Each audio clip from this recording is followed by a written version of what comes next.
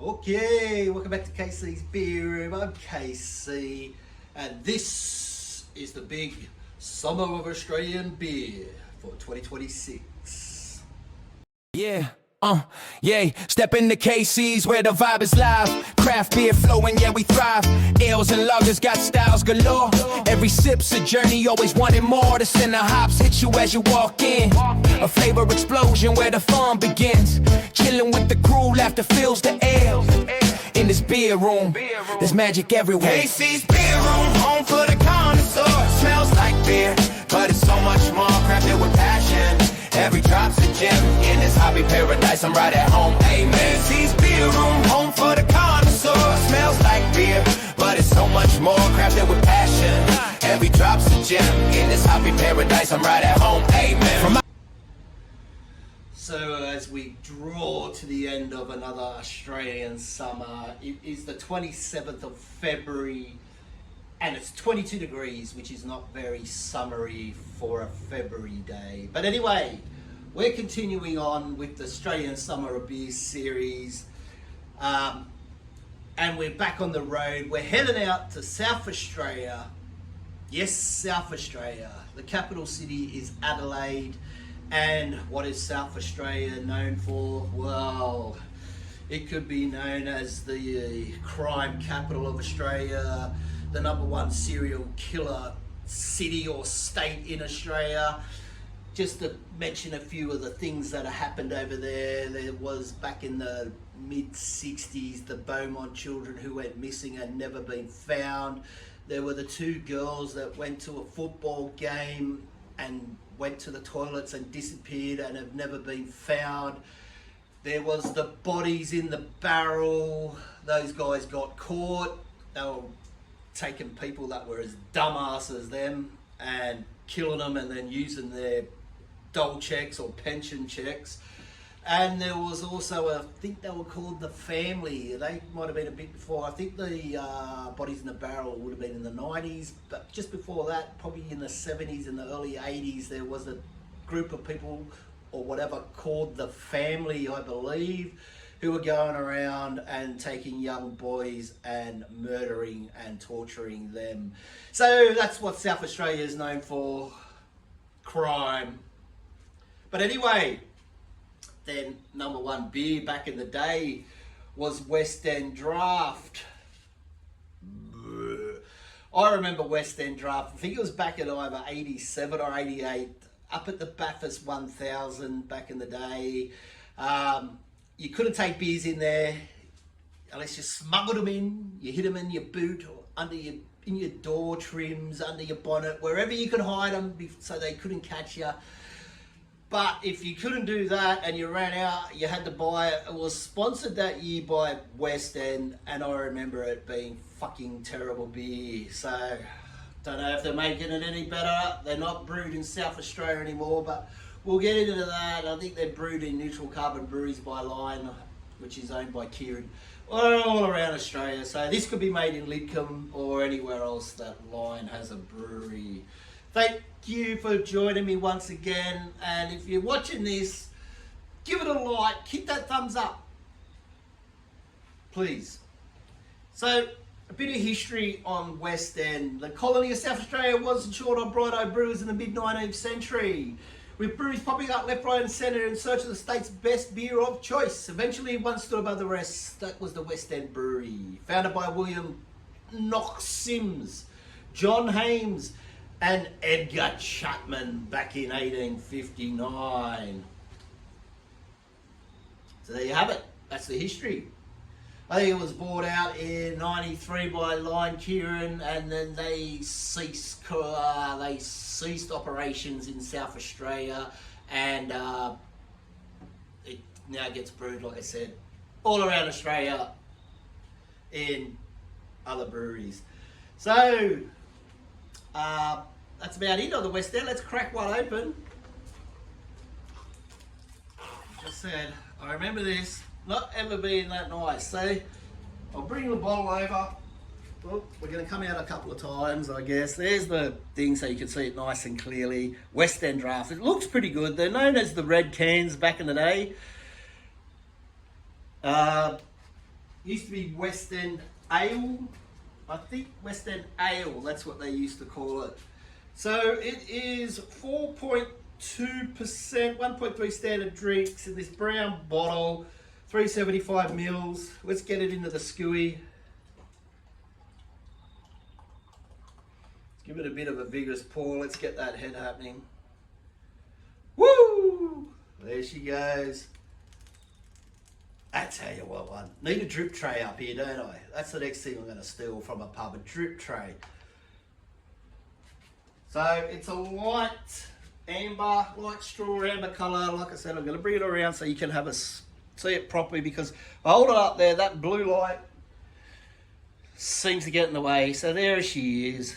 Nice white froth on top. It's looking pretty fucking schmick.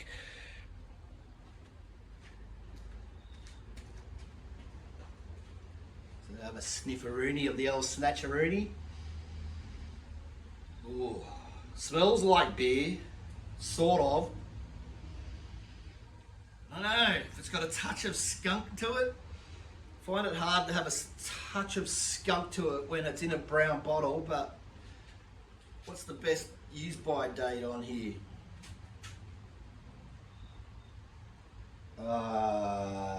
Don't know. But I had to get these from South Australia, a place called Powell's, Parafield Airport Liquor, I think it is. And this was about 30 bucks for a 6-pack, and don't ask me what shipping was, because that was a freaking ridiculous price. So it's cost me a fair bit to drink this. So yeah, smells a bit either skunky or chemically. If anything, a light grainy sort of smell. I'll let you know they're using Super Pride hops in this one, which is a higher alpha something or other content derived from the Pride of Ringwood hop, and they're using pale lager and dark malts in this beautiful beer. Also, they're using hop extracts. They put hop extract in there because when they're mass producing a beer, it just makes everything more simpler and makes it all supposedly the same. Whereas when you're just using whole hops, it's a bit harder to control the flavors and the aromas. But using extract eliminates that, and every beer tastes exactly the same. So, and also they've got an adjunct in there, cane sugar. So that's the snatch. Let's get it down the hatch.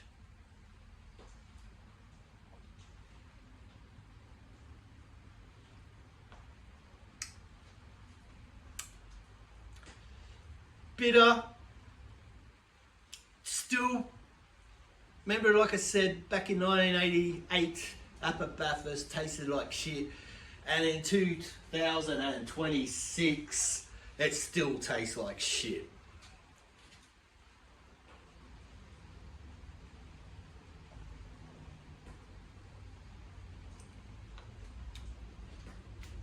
It sort of tastes like a VB, but even worse. Yeah, that's not good.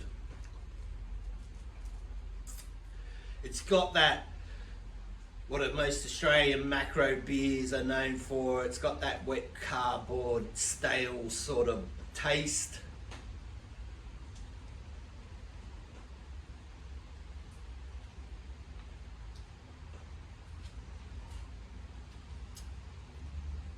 Yeah, it's not good. I wouldn't waste your money. If you have to buy it or get it shipped over from South Australia, it ain't worth it. Don't bother. Just go and buy a 6-pack of VB, because you're virtually getting the same thing but just a little bit better. So on beer news, I read today that the VB are actually bringing out a mid-strength beer, so that should be on the shelves really soon. And soon as it is, I'll be down there buying a 6-pack of that and bringing it into the beer room, and I'll be drinking it in front of you. And it's not the first time VB have done a mid-strength, because I think it was back in the mid 2000s, 2007 I think they had, or they bought out the VB Gold, which was a 3.5%. I think it only lasted a couple of years and then they got rid of that. So they're going back there, trying to get on board with the Great Northern, even though it's all owned by Carlton, which is owned by Asahi. But that's what they're doing. And as soon as it's there, I'm going to be buying it and I'll be trying it for you.